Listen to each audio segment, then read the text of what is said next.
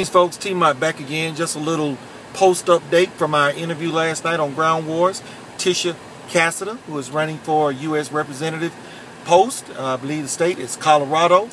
We did not, even though we were streaming live video, due to some technical difficulties, all we have is the audio that's going to be available. So the link will be in this video, and you'll probably see this video pop up someplace else, groundwars.tv. Check it out, folk. Again, this is the best way for all Americans to get involved in the vetting process ourselves and stop allowing lamestream, mainstream, whatever you want to call it, media to do it for us. We decide who shall represent we, the people, not the media and not the good old boys, not the go along, get along politicians. T-Mott out, and check out Tisha's website, Casida2012.com, and all that information will be in the video link. T-Mott out. Peace.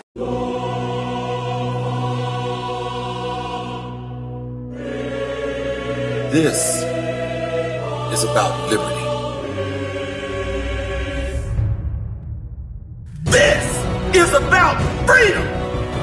It is about cleaning house from the corrupt politicians pandering to special interests. Now is the time. We know what needs to be done. It ain't about us. We're doing this for our country. We will stand and be heard. We will be silent no more. So get up off your ass, get those boots on the ground, and let's do this thing.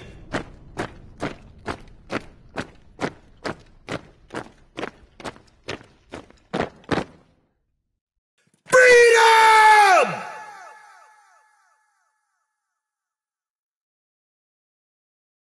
This is Ground Wars. Your host, T-Mott of Georgia, aka T-Mott for short, and we have Super Dave, our co-host of Ground Wars for today. And today we are going to be interviewing Tisha Casida. Did I pronounce that right, young lady? You did. Thank you. All right, make sure I get the name right. Tisha, before we start pounding you with these hard questions, why don't you tell the audience about yourself? Tell us who you are, what you're doing, and where you are right now on the path. I'm a 30-year-old entrepreneur. I started my own small business right after I graduated with my undergraduate degree. I went to college to get my MBA, and at the same time started a marketing company. And it also, a couple of years into that, got my Colorado real estate license. After I've been in business for a couple of years, in 2008, most of my small businesses that were my clients that hired me to do marketing felt the economic impacts, and of course that hurt my budget as well because I was no longer able to do as much as I had intended on doing, and started to research the national economy, monetary policy, and how that affects our country. Became very interested in being a voice for sound currency and constitutional government.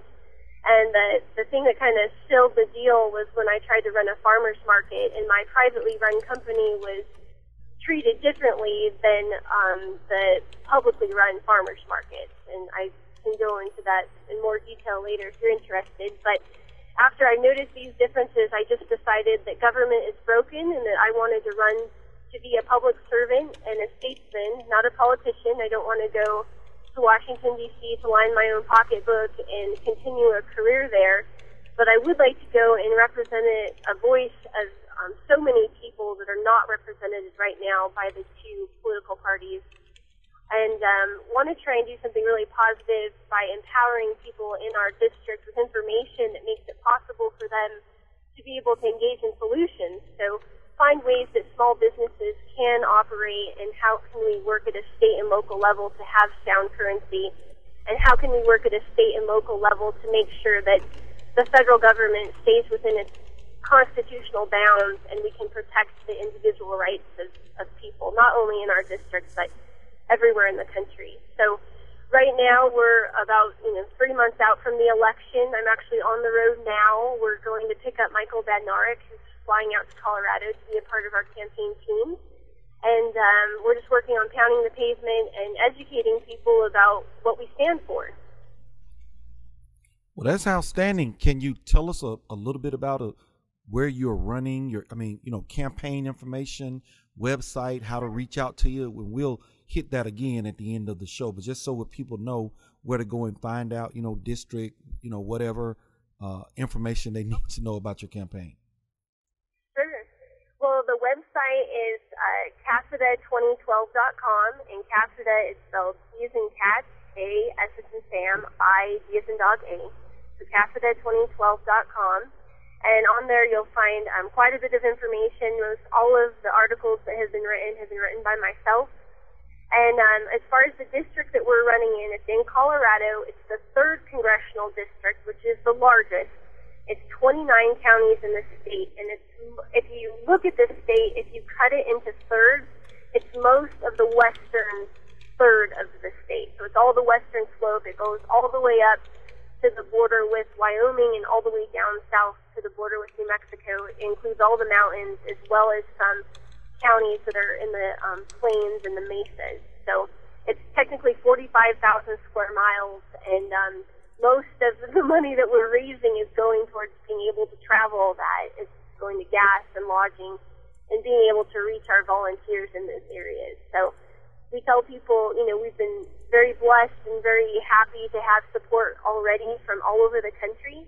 And if people like what we're doing, donating even $5, $10, $20 adds up significantly and has actually allowed us to already make about 7 trips around the district so far. So that's we're a very unique district. We have about, as far as registered voters, it's almost split into thirds, Republican, Democrat, and Independent.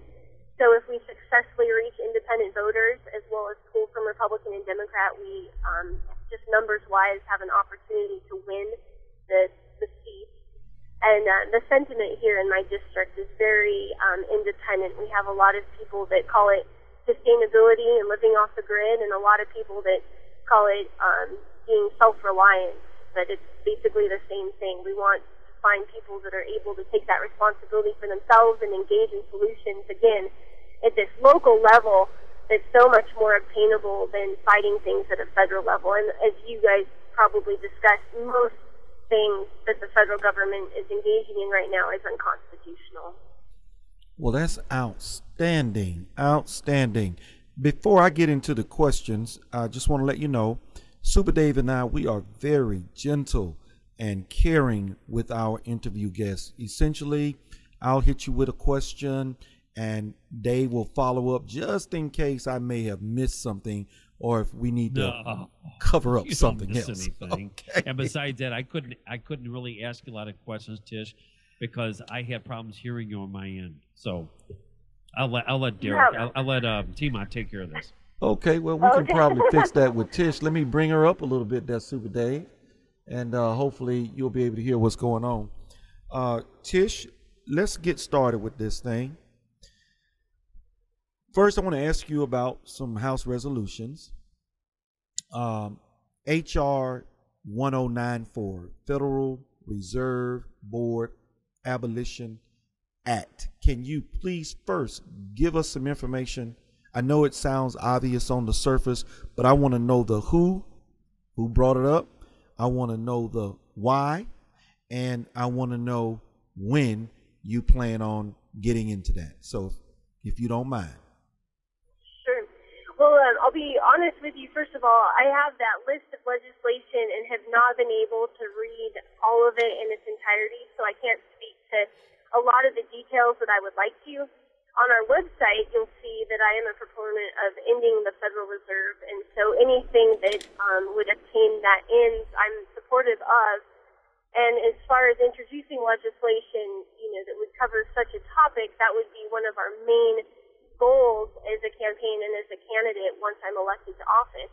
I tell people the most important thing for us to focus on is the economy, and that's truly our greatest threat. If we don't solve what's happening with inflation and with people ability to create wealth, as well as people's property rights and ability to protect their property, if we don't do something at that level immediately, we will continue to go down the path we're going down of having severe repercussions for generations to come as far as our debt monetary policy and the amount of debt that hangs over the head of every citizen and every child being born today. So I'm not going to be able to speak to that exact resolution. It's something that obviously we would support or introduce immediately upon going into office if it supports getting at the taproot of our economic problems, which is the Federal Reserve.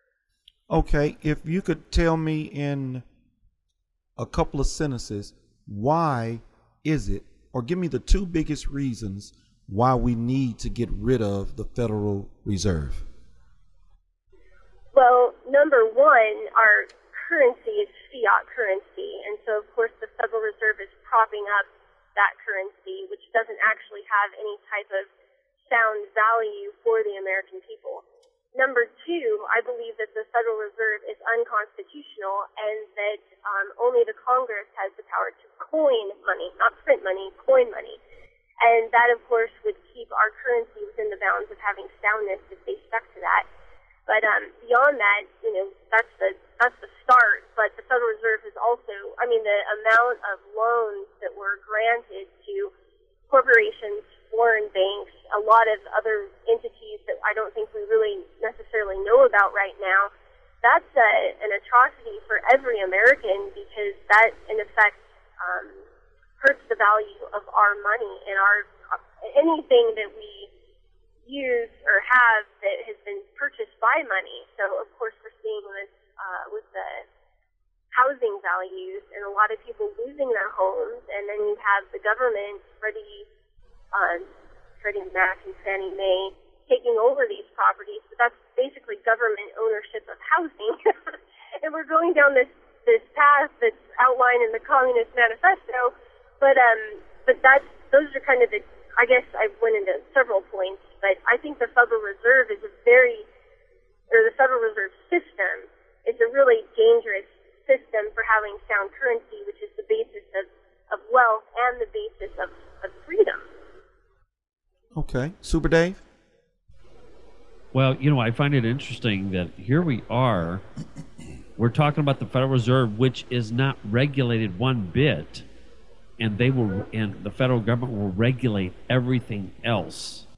And right. Isn't that just so interesting that that's kind of like the secret organization, but when it comes to what kind of toilet you may have, they're going to regulate that. But when it comes to our money system, no, we're not going to do that. We have a bunch of guys there, and they're going to take care of it, and that's it. Isn't that kind of odd? Well, and I don't think it's odd at all. I think it's part of that. We have a federal government that's way too big, and it's all of our fault for allowing it to get to this point. But it's each of our responsibility to take this information and find solutions that we can engage in. And beyond attempting to end the Federal Reserve System at a federal level, there's things we can work on at a state and local level, again, to just detach from it completely. And an example of this is the State Bank of North Dakota. And there's going to be, good things and bad things about every system. And so you can argue on both sides of that issue as well. But nonetheless, North Dakota has a state bank that if the dollar completely fails, they have a bank set up that would be able to issue, in theory, another currency so that its state citizens would be able to continue engaging in exchange. And not only at the state level, there's barter, you can work with a local currency. There's several groups in Colorado and across the country that are doing this. And yeah, it's not an end-all solution, and there's problems with each of them. But nonetheless, if we can start to detach from using Federal Reserve notes and being part of that Federal Reserve system, at least it will make it easier if and when the time comes when the dollar collapses. Okay, outstanding. Well, let's move on to HR. Can I ask her one question? Sure, please. Before we're in this?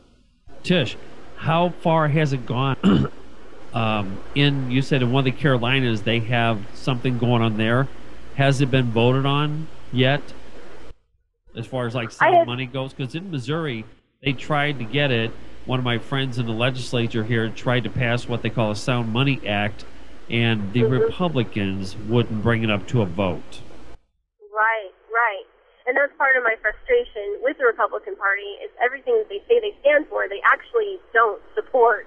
Because small government and getting the federal government out of monetary policy is one of those things that would really be beneficial for a lot of people right now. But I'm not sure about the Carolinas. I have seen something mentioned about that legislation. I don't know if it passed.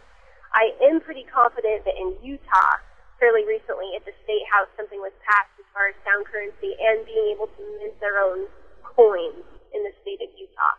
And I don't think that's it. I think there's at least 8 states, and if you Google it, and I think I may even have written about it in the past and have some links to these states and their legislation, but I am not 100% sure where the Carolinas ended up with theirs, if it's passed or where it's at. Okay. Dave, did that answer your question? All right, well, yeah, that answered my question, but the point is that if we don't stay on all these legislatures and give a lot of voters, well, obviously they're not paying attention, but we need to be on these legislators to make sure that if they don't bring it up, that they get to find another job in November. That's right. That's right. And, we have a lot of pull and power at the, again, county commissioner level, state legislator level.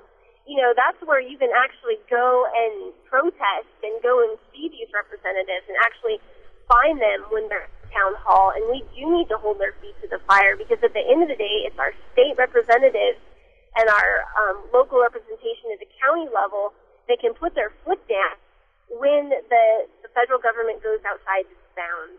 So it's what you've said, Dave, is absolutely correct. It's our job to hold their feet to the fire. And we need to recognize that as activists and as supporters of liberty. Absolutely. Part of the reasons for ground wars, I've been saying to people for the last year or so, even if Ron Paul were elected, he couldn't accomplish anything by himself.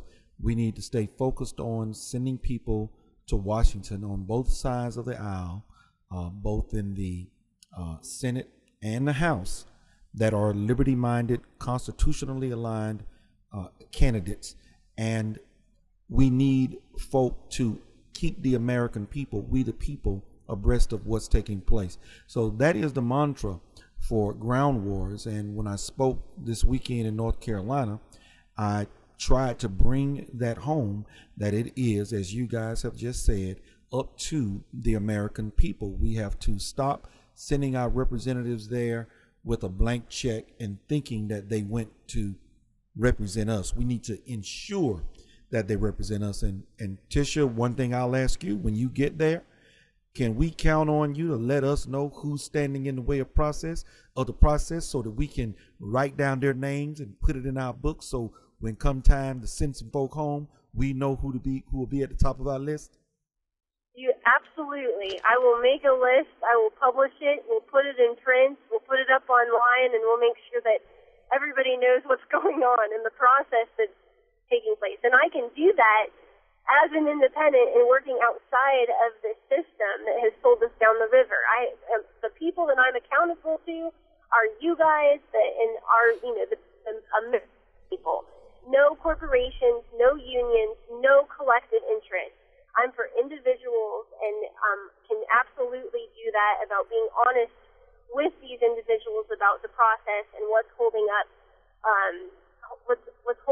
the process of ensuring our individual liberties at the federal level. Okay, great.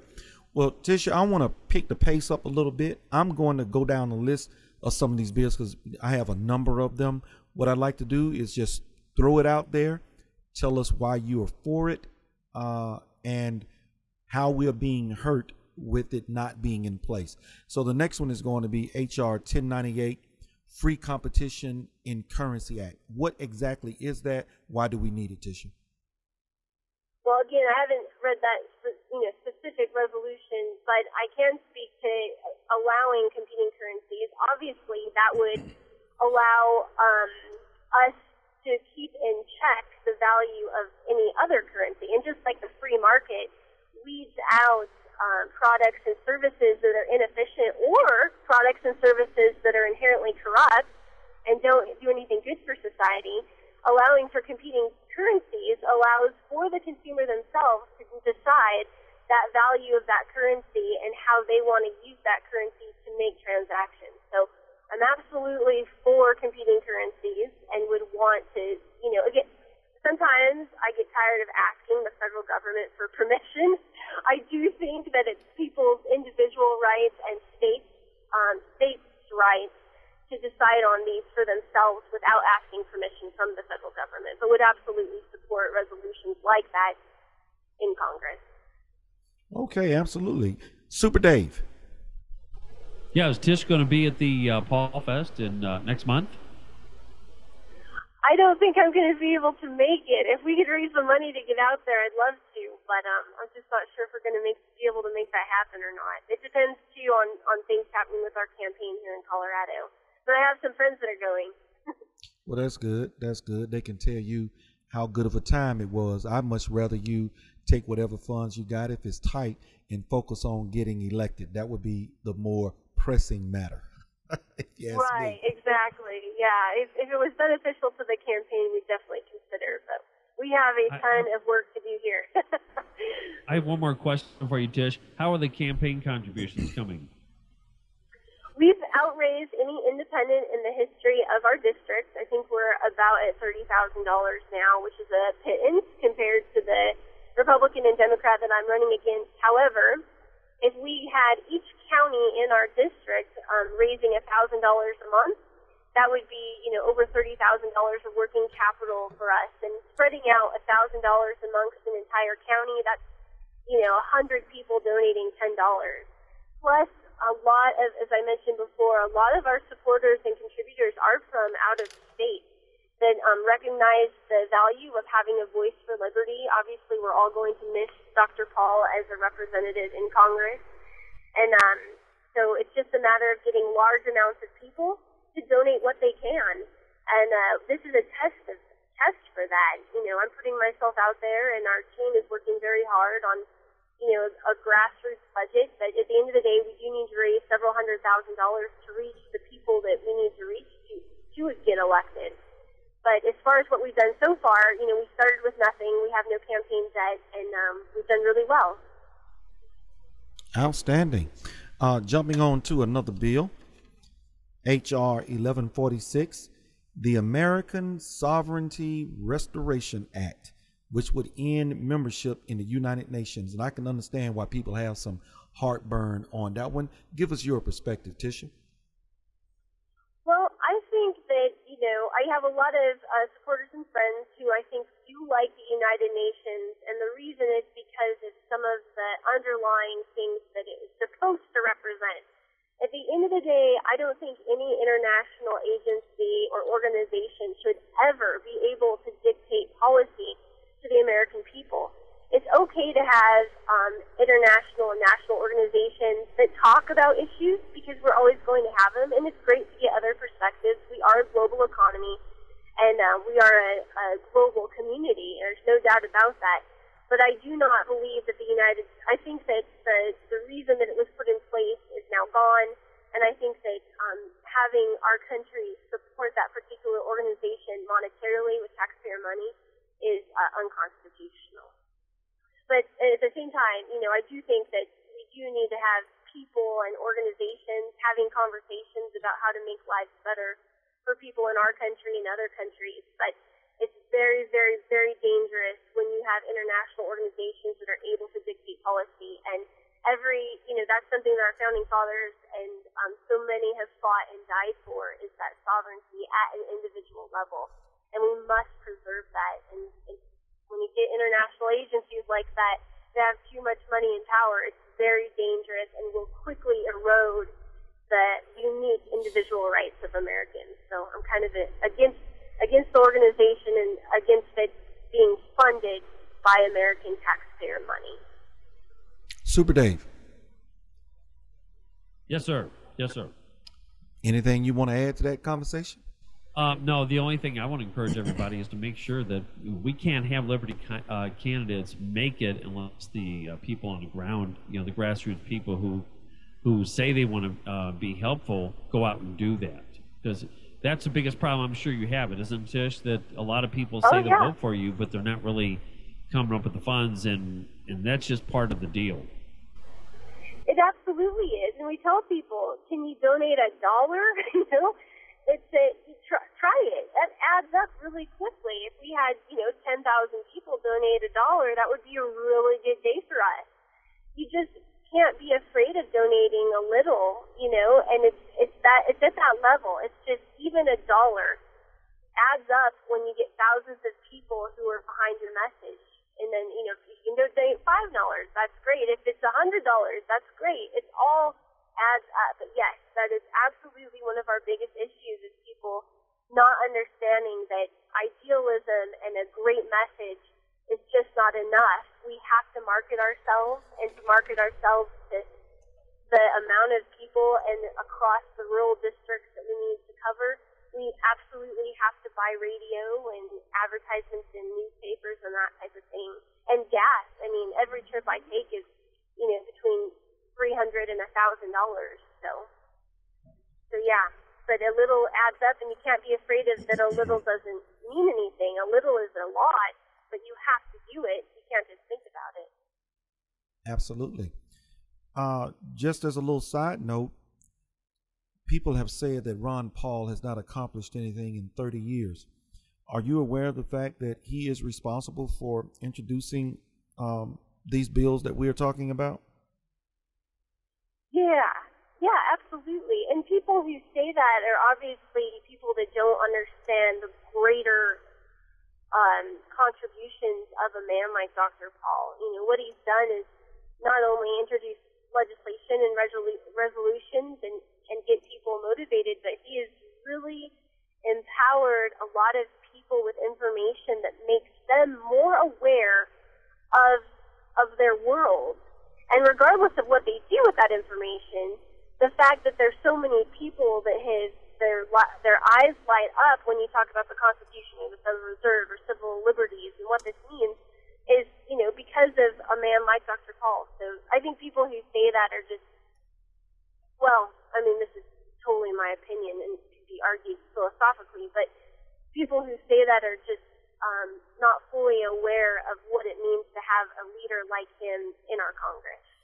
Exactly. And I hope people are listening and taking note, because as we go through these, this shows where while we have been out here looking for handouts, this man has been in the background introducing resolutions, House resolutions that would be an attempt to restore the constitutionality of the actions that Congress engages in, because many of the things that they're doing do not have our interests at best heart. Let's move on to H.R. 1495, Gold Reserve Transparency Act, which would require a full inventory of federal gold reserves.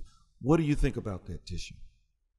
Well, I think that would be fantastic, and I think that it would shed a lot of light on where we are actually at as far as our monetary policy. I think that would be great. I think transparency is incredibly important at all levels of government, but especially when it comes to what we're theoretically backing. It's not really backing our money, but backing our assets with. I think it could be very dangerous at the same time if there's not anything in there. But it's good to have. We need to find out where we're at. Just like a household, at some point you have to find out where you're at and then make decisions of how you're going to move forward. And we're there. We're in a place where what we're doing is unsustainable. But yeah, I think that would be fantastic. And I think that's the American people's right to know exactly where we're at.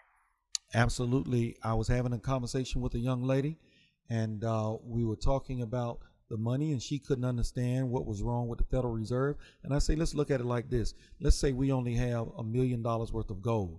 We print $1 million worth of paper money. Well, that paper money is backed by that gold. Oh, but you know what? We need some more money, so we make another $1 million worth of paper money, but we don't have an additional $1 million worth of gold. So that made the original value of that paper money decrease by 50%. How and why people can't connect the dots on that is beyond me.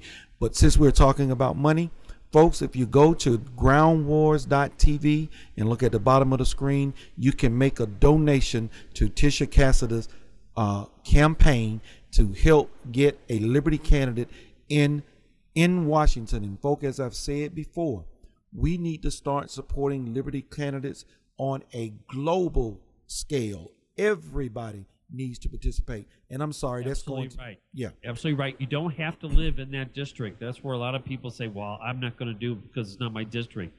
There's 435 Congress people there, and we need as many Liberty candidates as we can, and not just you say, well, I'm going to spend money in just my district. You got to get every single one that's got a chance. absolutely. Absolutely. And I want to give you one other site, Casida2012.com, to make your contributions. Also, if you're listening on live stream, you can make your contributions at the bottom of the screen as well. And folks, every penny that you give, we give to the candidate. We don't take anything for ourselves. We're not in this for the money. We are in this for the restoration of this country back to being constitutionally bound by mandate of that very same document. Let's move on to the next question here. HR 2438. And I really love this one. Back when we didn't even know what was going on, Dr. Ron Paul could see what was happening. This is the American Traveler Dignity Act, which subjects TSA agents to the same laws of every other citizen against groping. I can't help but laugh at that one. That we're even discussing this. That exactly. That's what's comical about it. It's actually a discussion.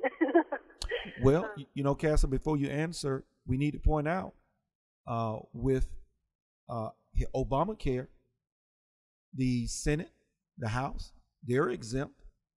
They make these laws, but they exempt themselves. I'll guarantee you, Obama's daughters aren't getting groped and their luggage checked when they go through the airport, or Michelle Obama, or any of our senators. Wait a minute. Rand Paul was. Okay, well, because of who Rand Paul is. Let's give him a little grief. All right. Tish, go ahead and answer, and then we're going to take a caller. Well, yeah, I didn't hear everything you said in your entirety, but like you said, most of everything that Dr. Paul stands for, I support. So as far as the TSA and any other agency that is regulating transportation or the ability of people to move about the country, number one, like you said, I mean, I believe that every representative at every level of government should be held to the same laws that they're subjecting the represented to. But number two, I mean, I really think we need to take a hard look at the effectiveness of these agencies and maybe reevaluate whether or not they're constitutional and whether or not there might be a better way to provide security and other types of regulatory functions outside of the federal government.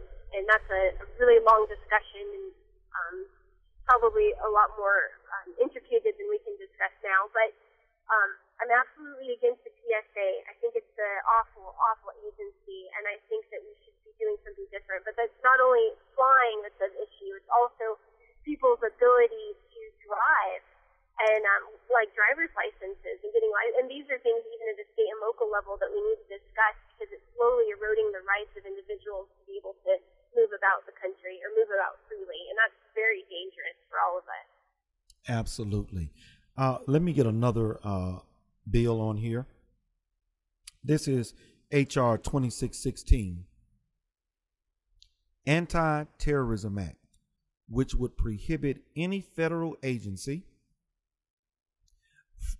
from prohibiting an airline pilot, co-pilot, navigator, or designated law enforcement official from carrying a firearm aboard the aircraft? Yeah. Yeah, absolutely. Well, I do think that our pilots should be able to arm themselves, and as with anybody else that's transporting people. I have a weapon and I carry it with me, and so when I'm riding around in my vehicle and I have people in the car, I want to be able to protect myself and my passengers if there's something that goes on. Obviously, that would be the same for people on airlines, so I think that's wonderful, and especially in light of the awful, awful tragedy that happened this week in our state, and the theater that these people were in was that zone where you're not supposed to have weapons. It's just, we really need to have a discussion at some point about the importance of people being able to arm themselves, our Second Amendment, and people being able to protect themselves. And I think that's just so important. So, yeah, obviously, I would support something like that. I think that's so important. Absolutely. To those listening in, you can call in Blog Talk Radio 646-378-0496. Join us, 646-378-0496. Dave, you got anything you want to add, Dave, before we move on to the next question?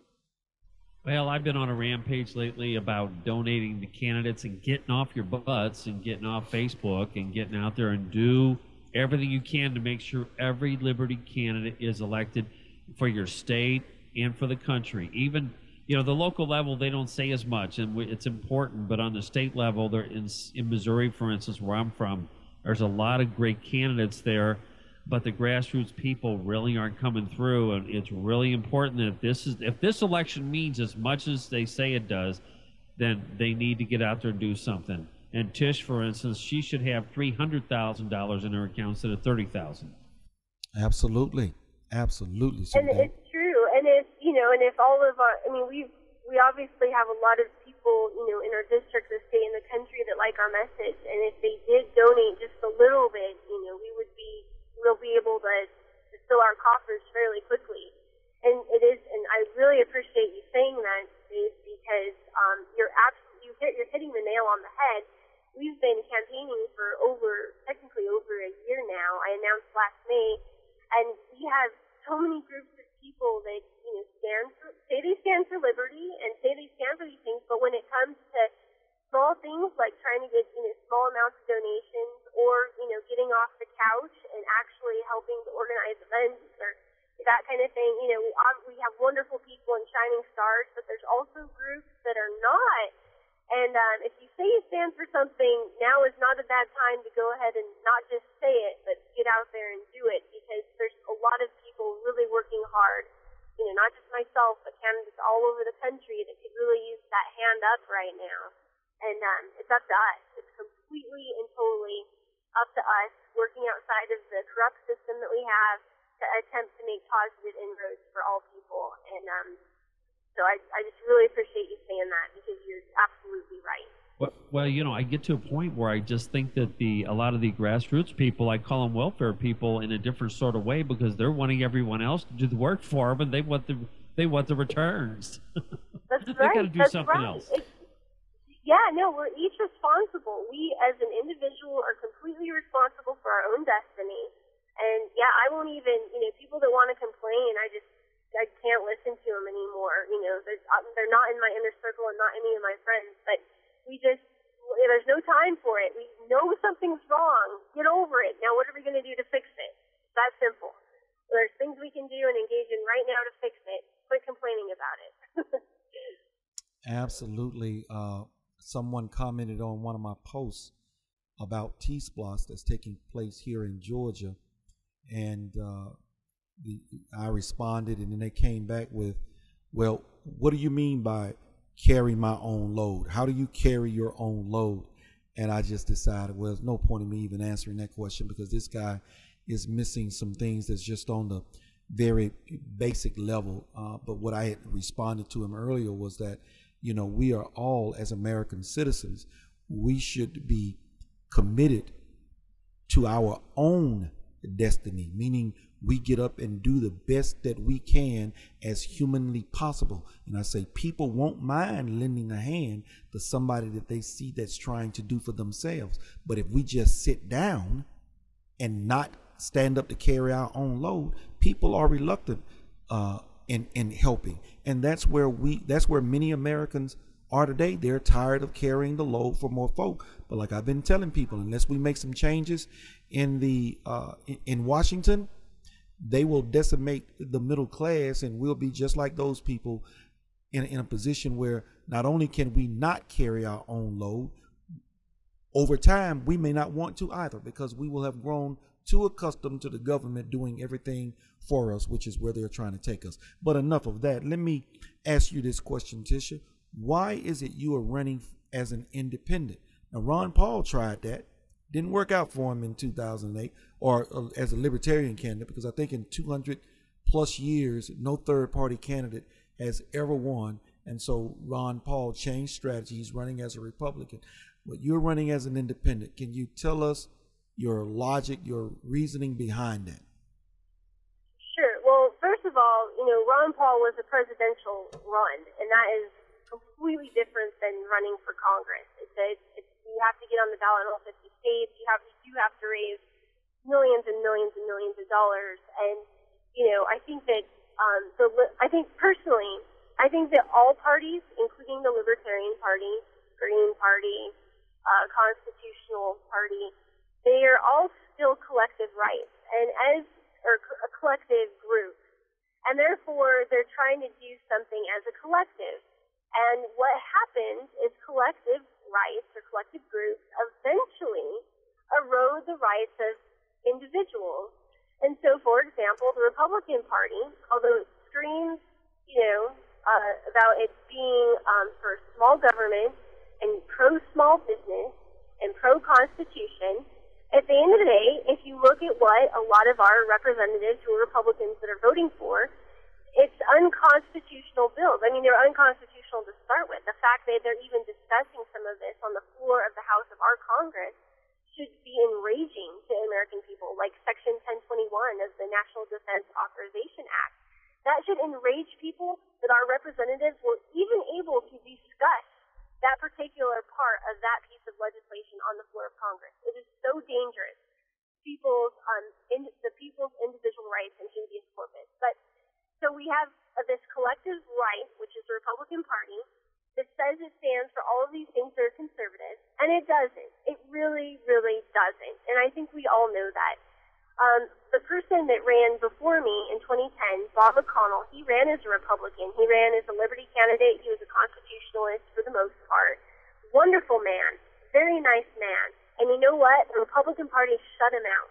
They told him the wrong dates and times for debates. They wouldn't give him information pertinent to him being able to run in the primary. He lost in the primary, and then it was over.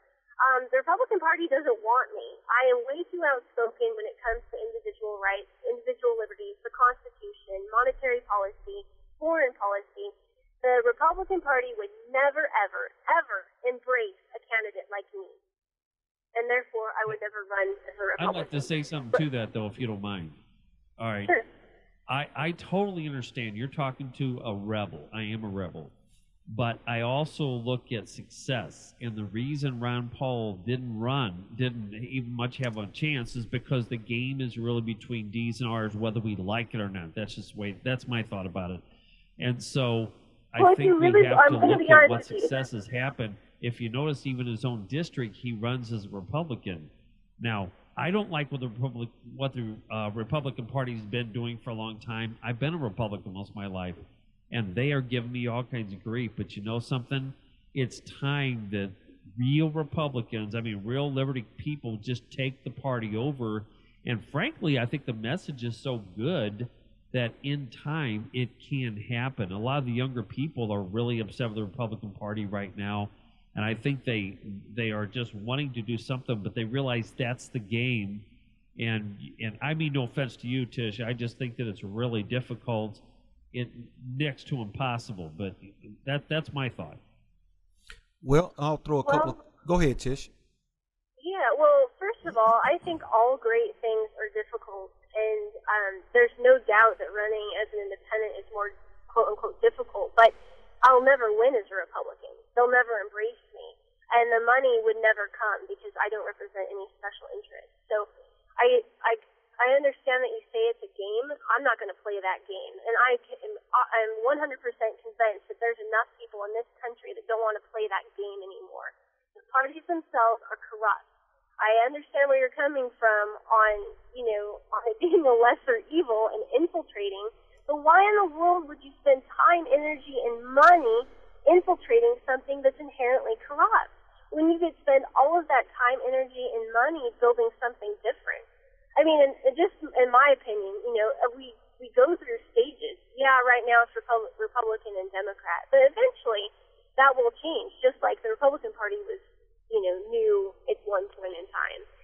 But I think that just from our standpoint, in running as an independent in our district, I just don't think you can say that running independent is a bad idea all across the board, because I think there's a lot of people that would be better off if they did run.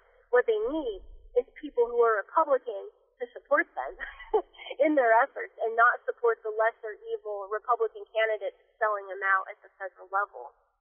What do you think about that, T-Mac? Well, what I was going to throw in there was, I agree with both of you, and you are correct. One of the reasons I conceptualize ground wars is twofold.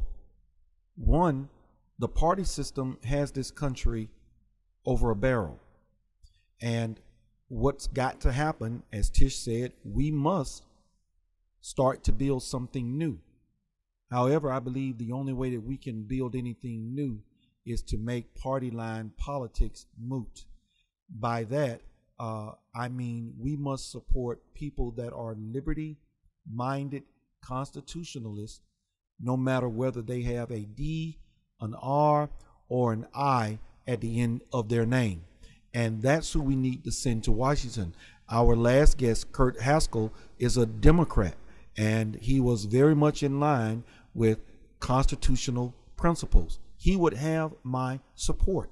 And so that's my mantra. So in the end, at the end of it, when people say, well, what choices do I have? I can say, well, you can choose a constitutionalist or a constitutionalist. Doesn't matter what side of the aisle. That's the only way we're going to get rid of party line politics. And something that Tish said earlier about being on the House floor in NDAA, the fact that they could say it, our representatives have gotten so arrogant that what was in the Obamacare bill, mandatory RFIDs, tags, electronic tags placed under your skin, even though they removed it, the fact that they had the audacity to even allow it to be in there. And see, that's what I can't seem to get people to understand, how critical our situation is. Listen, folk, right after this show, I want you to know that Super Dave at blogtalkradio.com/Super Dave Show will be live immediately following this show. Please tune in and support him. And again, Casida2012.com, or if you're watching us on live stream, click the link at the bottom of the screen and please donate to Tisha Cassidy's campaign. You don't know how desperately this country needs liberty-minded, constitutionally bound representatives for America. Why? Because if Ron Paul wins the White House, he will need somebody manning the front lines alongside him. Tish, I've got another question for you. Can I do one thing first? I'm going to have to sign off here. I just want to thank Tish for her time, and hopefully I can get her on my show sometime. All right? I appreciate it. By the way, if somebody does want to listen to my show in a little bit, it's going to be about the Colorado shooting and obviously how the liberals are running away and, running out there telling everybody they have to give up their guns. So that's my subject for the evening. All right, Soup Dave. Hopefully I'll get an opportunity to check your show out. We've got just a few more minutes here with Tish. We're going to ask her a couple more questions and knock 'em dead, Dave. No pun intended. All righty. All right. Thanks, Tish. Bye, Dave. Tish, I want to ask you about HR 3785. It is to repeal Section 1021 of the National Defense Authorization Act, which authorizes the president to murder, torture, or indefinitely detain any citizen of the United States without due process. Do you think that there is something sinister behind that for a long-range plan on down the road, Tish?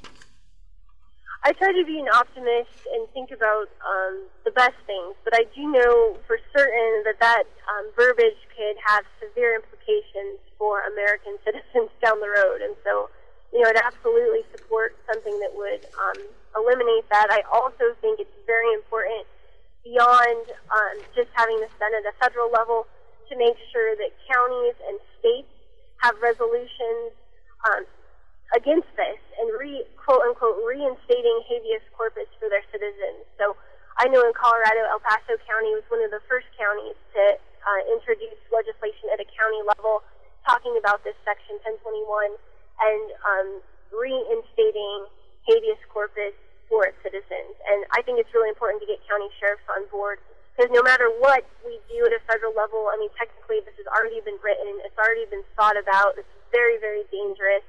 And the best and most resilient way for us to protect individual citizens, like individual Colorado citizens, would be to make sure that every county sheriff and every county is aware of this, and make sure that if federal authorities come into a county, they are absolutely required to go to their county sheriff first and get permission before they try and arrest a citizen. So.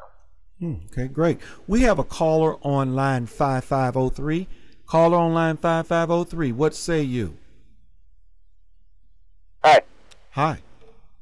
Yeah, I'm just maybe a little different topic. There's a new poll that came out. This is very far ahead, but that showed the hypothetical matchup in 2016 in Iowa. That showed that among Republicans, Mike Huckabee and Rick Santorum were tied at 17%. Chris Christie had 16%, and Rand Paul had 11%, and a bunch of various other candidates. How does that maybe figure into your political life and your goals? As far as, I think that's pretty good numbers for Rand. And do you think that there might be a new wave in 2016 that really could sweep a lot of liberty-minded people into office based on his performance? Yeah, well, I think that, first of all, I always have a hard time trusting any type of poll or statistics because it's an art and a theory. So, but obviously I'm a supporter of liberty, and I guess that my focus is really on right now. I think it's so dangerous to write off 2012 and write off right now, today, July, 23rd, or I think it's just dangerous to look too far ahead about what could happen and how it could affect our movement. I just think it's so important to use as much time as we can right now to make a difference at our own individual level, community level, state level. So, yes, I hope that's I really hope that there's been I don't hope there's been seeds planted. I know there's been seeds planted for liberty and for great things in not only, this year, but 2014, 2016, and there forward. But I'm really focused more on this year and what we can do before things get out of hand. Absolutely. Caller, was that your only comment, or you have another question? Well, no, I think he's right. I think that does kind of show how much we have came, and the fact that Rand is polling that high, basically on name recognition alone, and we know how Iowa voters are. It's kind of just, well, who do you know and who do you kind of like, and I think that's very good. And I think that whoever wins in 2012, I think that 2016 is the real battle. So I'm hoping you stay in and you keep it going. So thank you. Thank you. Well, thank you very much. Okay. Well, Tish, I got another question for you. This is the last one that I have that was sponsored by Dr. Ron Paul. Wow. And what amazes me, he has put all these things out there, and most Americans aren't even aware of it. This is why we need people that will go there and say, American people, this is what I've been doing for you. This is what happened. These are the ones who said they would support it. These are the ones who ignored it. Calling and naming names. All right, here's the next one. HR 50, which would amend the Constitution to end the income tax. I didn't even know it existed, but we got some great researchers out there. Tisha, what do you think about that one? Well, I do think that the income tax is technically unconstitutional. It's a tax on property. Labor is an extension of our property. And I think that there's definitely a better tax system that could be evolved. Obviously, we do need to have taxes, and that's a whole other argument. But income tax, I think, is unconstitutional. And the IRS as an agency is atrocious and dangerous and getting way too much power that erodes the rights of individuals and really, really hurts the lives of our citizens. So, of course, I would support something like that. And I do think that there has to be discussions about what we need to do with our tax system. And, of course, our biggest thing with our campaign is pushing so many functions of the federal government down to the state level where there's more transparency and accountability with representatives. And taxes are one of those things that can be more effectively done at state levels and more effectively take into account the unique intricacies that each state has as far as its citizens and resources and economic development. So. Okay, absolutely. Yeah. Well, Tish, I have one more question for you. There are a couple of other guys that are sponsoring or some bills, and I just want to know if you would be interested in helping them. One guy is Justin Amash. I'll give you one of his. HR 4268, which is the Export-Import Bank Termination Act. What say you? I would really have to.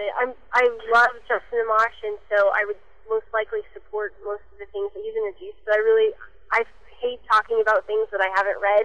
I understand. So I can't really speak to it and that one especially. I'm more familiar with Dr. Paul's stuff, so I can't give you a solid answer that would make me feel happy about what I'd say. But again, I'm running as a constitutional candidate, and so anything that supports getting back to a more constitutional federal government is something that I would support as a candidate. And also, I don't think that we should necessarily count on legislation protecting us. I think that we need state and local representation that's willing to draw the line in the sand for federal agencies and federal officials, and that is a more obtainable, immediate task that we can work on, because any legislation that's introduced, you're going to need a set of hundreds of people to agree with you, and that will take time. I think we're going to get more and more liberty people at the federal level that will work on legislation like this, and that's great. But I am also, I just don't think we have a lot of time to make that our focus. I think a lot of it has to be, what can we do at a state and local level to mitigate some of these issues that we're having, because at that level, we can be more successful. I agree. I was contemplating if I myself were to run for office, where could I be the most good or be the most effective? And I've already surmised it would have to be at the local level, awakening individuals, which brings me to my next to the last question, because this is, I believe, is something that could be done at the federal level that would help me. During the days of Martin Luther King, civil rights, they all met at churches.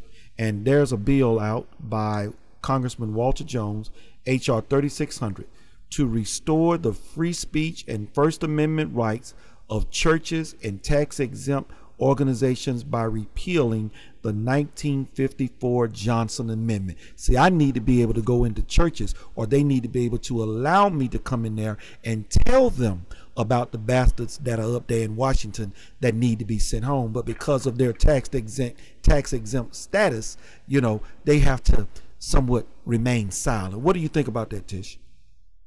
Well, absolutely, and I'm so glad you brought that up, because I think that is just one of the most unsettling things about where we're at as a country, is that churches as organizations, or really any organization that is of nonprofit status, is really has to be careful about how they speak because of that tax exemption. And it's very dangerous to be able to speak outright about truth and what your beliefs are. And I think I'm really glad you brought that up. That's something that I thought about many, many times, about how we could encourage people to somehow detach from that system or find a better system so that they can operate as a church or as an organization, but still be able to listen and talk about what they really believe in. And I think that's great.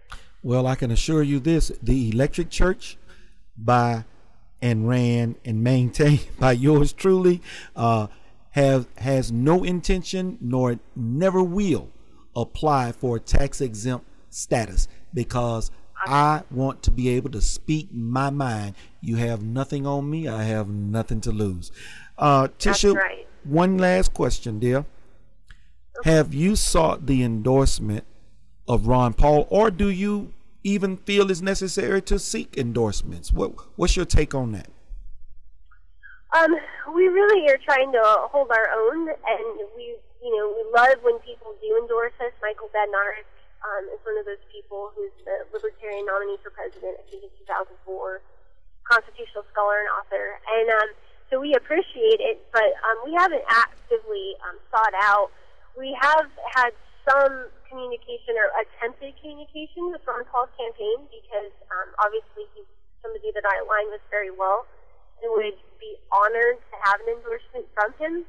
But, we can only do what we can do, and depending upon the people we're trying to reach at that level, we haven't actually found anybody in his campaign that's willing to reach back. So, but we just respect him very much, and obviously, I think that he's just done so many great things for the next generation as far as empowering them with information. It would be an honor to have an endorsement from him at some point. All righty. Well, Tisha, I hope that we can get you back on the show for a follow-up, especially the days or down to the wire before your campaign, to let folk know what's going on with you. I will certainly be following your campaign. Those of you that are out there in the live listening audience, or if you happen to be listening to this in our archives, it is Casida2012.com, CASIDA2012.com.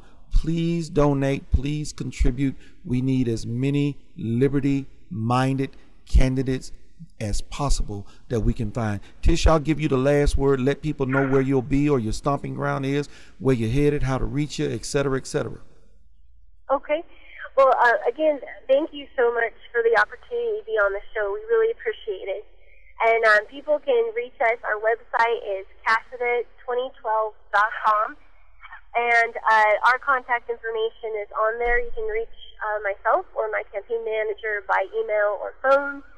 And Casida2012.com. It has tons of information. You can search out articles and also see our entire platform. We're a candidate or in a campaign that's willing to put everything in writing and in print, much more so than the people that I'm running against. And hopefully that will help you understand about how serious we are, number one, and how transparent we want to be to the American people as well. Hey, Casida, listen to me. Tisha, do you have a Facebook or Twitter account that people can connect with, or YouTube maybe? Yeah, we have all three. The YouTube, if you search under Casida for Congress, you should be able to find it. On Facebook, same thing, Casida for Congress, or you can friend me, Tisha Casida. And then Twitter is at Casida2012. All righty. Ma'am, thank you. Thank you. Godspeed to you. Be safe out there on your road, and tell all those folks that are, manning the back line and front line for you. I say the Go team. Way to go. We'll see you around, Tisha. Thank you. Will Take do, care. and Godspeed to you too. Likewise. This is about liberty. This is about freedom. It is about cleaning house from the corrupt politicians pandering to special interests. Now is the time. We know what needs to be done. It ain't about us. We're doing this for our country.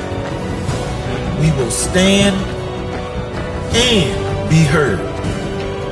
We will be silent no more. So get up off your ass, get those boots on the ground, and let's do this thing.